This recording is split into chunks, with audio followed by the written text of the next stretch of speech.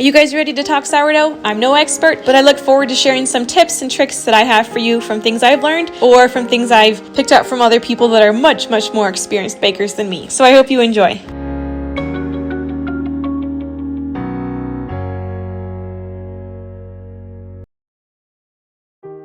Good morning, guys. I've been wanting to kind of redo some of my sourdough videos, and I thought today would be a good day for that. I started one of Glenda Groff's sourdough cinnamon raisin loaves, so I've got that. It needs to go into the oven. I've had it in the fridge fermenting. Usually she says do it overnight, but I've had it in for like a couple days in the fridge, so I'm excited to see what the crumb looks like, how it turns out. I've got another one of hers honey oat loaf, and it's the recipe for 5 loaves. So I'm looking forward to doing that one. I also threw it in the fridge, which normally you don't do that normally. I mean, you could, or you could also just ferment it for 7 hours on the counter for it to be in compliance with THM, so it ferments the right amount of time. But we'll see how that one turns out. I'm probably just going to shape it and put it in the pans and let it rise now, because it's been in the fridge for maybe 12 hours, maybe 18 hours at this point. So anyways, we will let that one go, and I'm trying to debate if I should go ahead and make up just another batch of the honey oat, just to kind of, so we can have a comparison what the refrigerated one looks like versus the one that just ferments for 7 hours in the open air. But because I do have my starter that I have been cultivating and feeding for the past couple days, and it's a little crusty on the top. I can't forget, I need to put some of it in the fridge because I used up the last of my starter for this. So whenever you get to the end of your starter cup, you always want to make sure that you refill it before you use the starter for your recipe. You always want to make sure you refill it so that way you don't run out of starter. I've almost done that a couple times. When I realized, I was thankfully able to pull off a bit from around the top, actually just like a tiny little bit, and then feed that, bulk it up, and it was good to go. So anyways, I think it's time to put the kids to bed, and then we'll get going on the sourdough. I'll also just say before I get going, my name's Krista. I'm a mom of 3 kids. I live in the desert. I follow the THM way of eating, so I hope you guys maybe get some ideas from this video. Turkey. I'll just introduce myself real quick. My name is Krista. I'm a mom of 2 little ones, 2 and under, and we're expecting our 3rd in October. And I try to eat most of my food according to the THM way of eating. That's really important to me, especially being pregnant right now. I'm about 15 weeks along, so kind of into that 2nd trimester part. But I'm now at the point where I feel like I can make more bread, and we really like the honey oat bread because you can get so many. It lasts us about a week or so each loaf, and so I make the batch of 5 and then throw some in the freezer, so when there's days where you're just not feeling good, or maybe you don't want to spend the money on like Ezekiel bread or other bread options that are on plan at the store, then I can just pull out of the freezer. So let's get going on our bread. If you have any questions or comments about how I do stuff, feel free to leave them in the comment box. And if you are interested in more videos about sourdough, go ahead and just subscribe and let me know in the comments too. Those kinds of things are really helpful. So let's get to baking.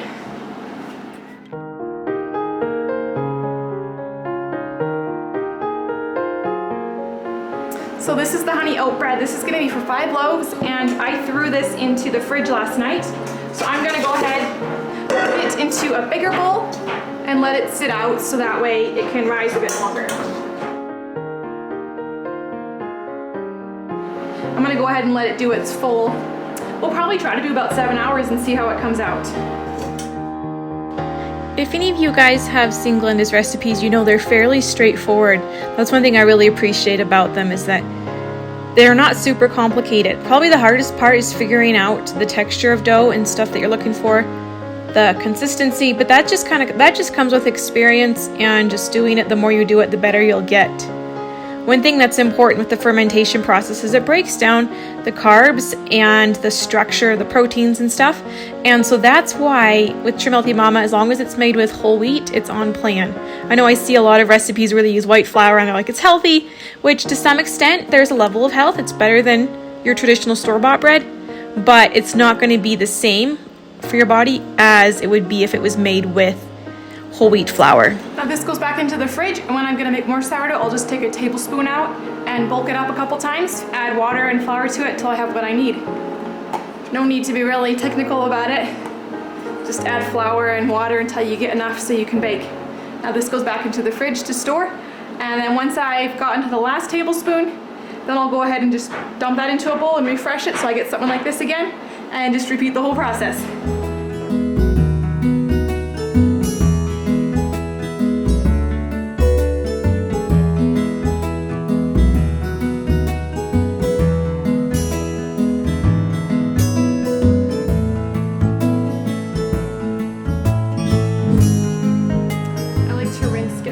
Sourdough out by pouring the water in here and just kind of swishing it around so I can get try to soften it a little bit.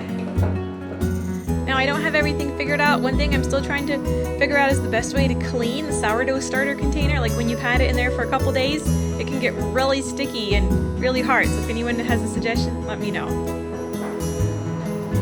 Okay, this is my favorite way to do the oil and honey. I don't want the honey to stick. So first you pour your oil in, and then let me show you. Then you take your honey. Basically it settles to the bottom. Then when you go to pour it, watch this. The oil makes it so it just slides right out.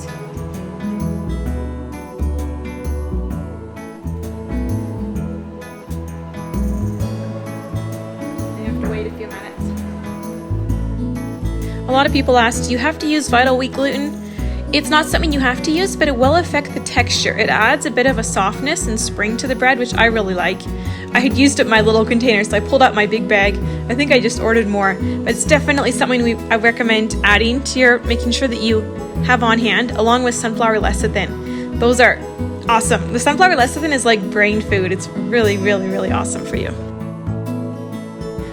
One thing I wanted to address was the flour thing. So you just got to make sure that you have at least 70% whole wheat flour, and then the rest can be white flour. Now, since I use white flour for my starter, then for this recipe I used the majority white whole wheat flour, and then I used a bit of whole einkorn flour, which also is on plan.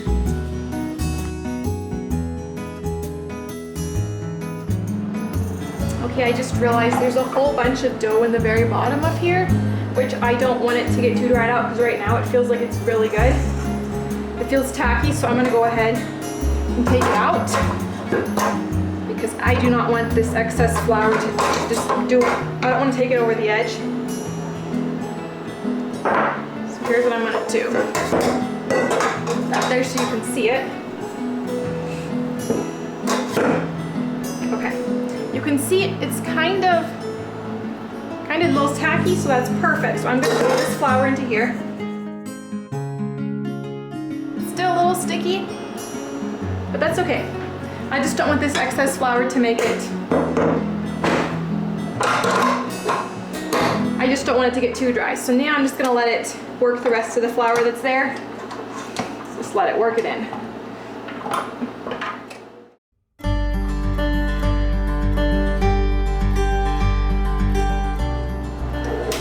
Okay, now I'm going to cover it and let it rest for about 20 minutes. In the meantime, let's make our cinnamon raisin bread.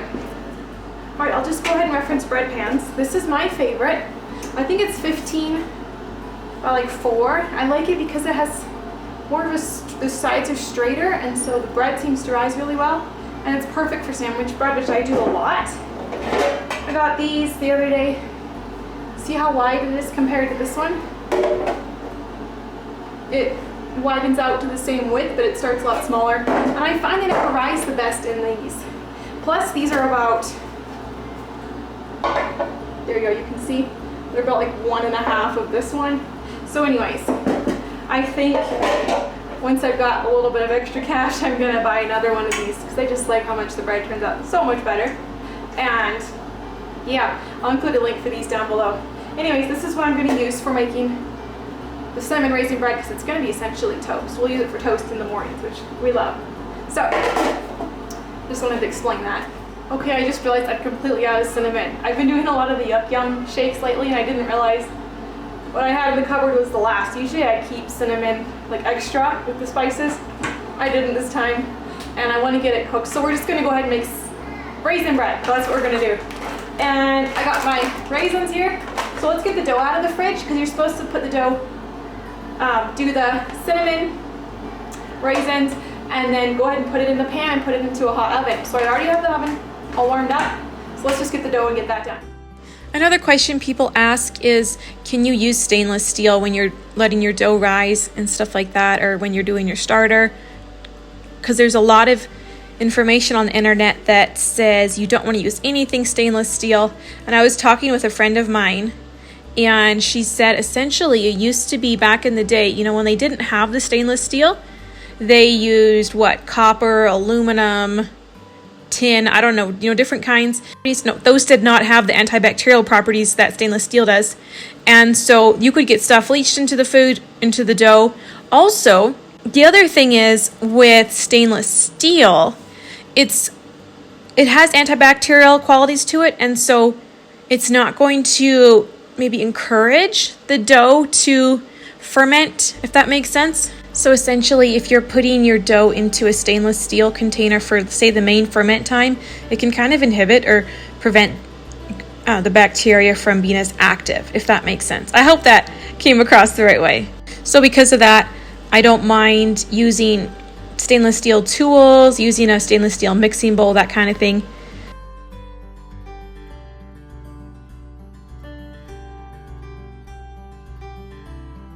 I'll just go ahead and explain the reason I'm using tin and making a little top for the pan is because typically she has you baking this is Glenda, she has you baking it in a clay baker pot or something like that, or a cast iron pot or a Dutch oven, and you have a lid on that. And so this way, because I'm turning this into sandwich type bread for toast, so this way it kind of protects the top and it lets it rise, but it doesn't stop it from having that spring to it, which I've had in the past. So I use this for the first portion of the baking, and then when it's halfway through, then I remove the foil and let the hot air get to the top of it after that.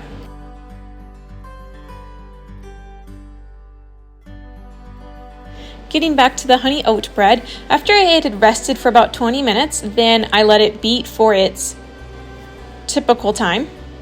And then you add the salt. Now, I like to use this Tupperware container because it's big enough that it can rise. It has plenty of room to rise. I oil the sides and the top. And the reason I use a lid is because if I don't, it will dry out because we're in the desert. And I don't want it to get a crust and not allow the dough to spring and do its thing it does.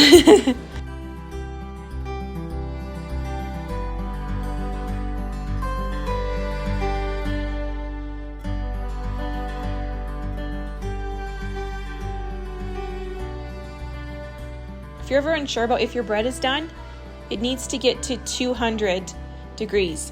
So you can see this thing of sourdough was not quite there. It was about 150. So I put it back in for some more time because it needed to get to 200. Otherwise, it's going to be doughy in the middle.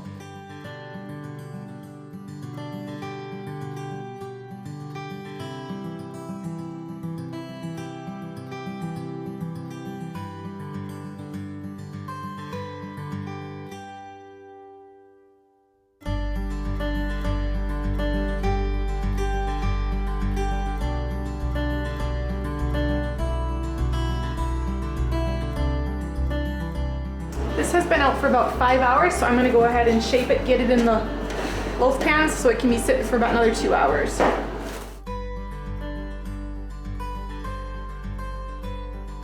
One thing I like to do is listen to stuff while I work, and this time I was listening to the podcast Daily Thunder, which is something that Eric Ludy puts out with Allegedly Mission Society, and I found it really, really encouraging and just maybe mentally challenging to listen to, mentally and spiritually. Anyways, I highly recommend it. You guys should check it out.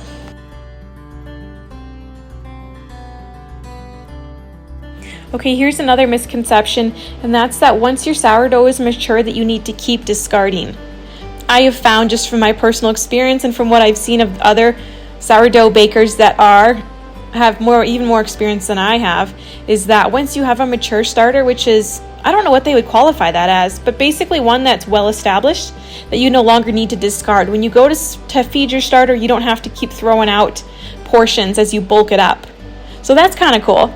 One reason people say you should discard is because maybe the only situation you would discard is if you have your sourdough out constantly, or maybe if it's been in the fridge for like months on end and the top isn't looking too happy. Some people say you could, scrape off the top and feed some and then discard some, because sometimes it can take longer to wake it up if it's been in the fridge, say, for a long time. Now, I can keep mine in the fridge for weeks, and it definitely takes more than 2 feedings. It might take even up to 3 feedings to get it active and stuff. But sourdough is very, very, very resilient. As long as you're feeding it when you have it out in a warm temperature, you're going to be fine. So I hope that's encouraging. It's pretty hard to kill it. Basically, the only way you kill it is just don't feed it. And it will run out of those good, what are they, macrobes? Anyways, it will run out of the good food and stuff, the food for it to eat, and then it will die. So as long as you feed it, if you have it in a warm area, you're good to go. Another thing is that sourdough can be pretty temperamental just based off of temperature, weather, things like that. So I found sometimes it takes longer than what they say to let it rise. You got to watch it though, because if it rises too much and you just let it sit hoping it's going to keep rising, it's going to reach its max. The gluten's going to basically stretch its fullest, and then it's going to drop. So you can see in my video, all of the stuff that was here, the hamburger buns, the bread, the hot dog buns, they were at their max. And so I was like, I got to get it in the oven quick. I think I had been somewhere that evening, and so when we got home, I was like, it's got to go, got to get them in the oven. So I was just sticking them in the oven. The ones that looked like they had risen the most, I was putting those in first and getting them baked while I got the other ones, I guess, scoring them and stuff like that. Now, the reason I score is just to allow them to expand even more. I've used different scoring tools, but I prefer just using a wet knife the best. That seems to work the best for me. That's kind of my favorite. As you can see, I don't really use special tools. I just use my mixing bowl. I use regular mixing spoons, just large bowls to let it rise. There's not a lot of special equipment you have to have. Unless, say, if you want to do more the artisan style bread where it has a hard crust and more of a round shape, then you'd maybe want to get a Dutch oven or something like that if you don't already have one, because that one gives a nice good crust to it. But you guys, it doesn't have to be that complicated. Here's another tip. If you leave your starter out for a number of days in a row, it will start to get more and more sour. So if you don't really want that sourness, you can add some baking soda to your dough, and that'll help combat that if you ever leave your starter out for a couple days, which I have done just because I was going to make stuff and then ran out of time or forgot and then waited another day, just kept feeding it little bits of flour and stuff to keep it alive and awake. The other thing that's really, really cool about sourdough, well, just any bread in general, is you can freeze whatever you don't use. Now, you do want to freeze. If you make a lot, you will want to freeze it, because this stuff doesn't have preservatives in it, and so it's going to go bad much, much faster if you have it stored on the counter. So what I do is I put aside about a week's worth. I'll put that in a Ziploc bag and then freeze that, and then it lasts us for quite a while, which is pretty nice. If you didn't already catch, I actually took some of the dough from the honey oat bread and turned them into hamburgers and hot dog buns. So you guys, you can literally do whatever. I've used that dough to make pigs in a blanket, and I'm trying to think what else. It's just so versatile. You just experiment, have fun, get your fingers wet, learn the textures, learn what it should be like, and you'll get some great results. So I hope you guys try out some of these recipes, and I hope you have great success. I just want to finish by saying that I am not claiming to be an expert. This is just information I'm sharing from what I've learned and observed. And if you have things that you've learned and you want to share, please stick them in the comments, or things that you're questioning about, your things you're wondering. You're like, I don't know if that's actually true. Stick that in the comments too, and let's have a conversation about it. Most of all, I thank you guys for being here, and I hope this video was helpful, or hopefully it cleared up any questions or things you had. If not, let me know what those are in the comments because I'm super curious just to hear what stuff you guys are wondering about as it relates to sourdough and Trim Healthy Mama. So thanks for stopping by.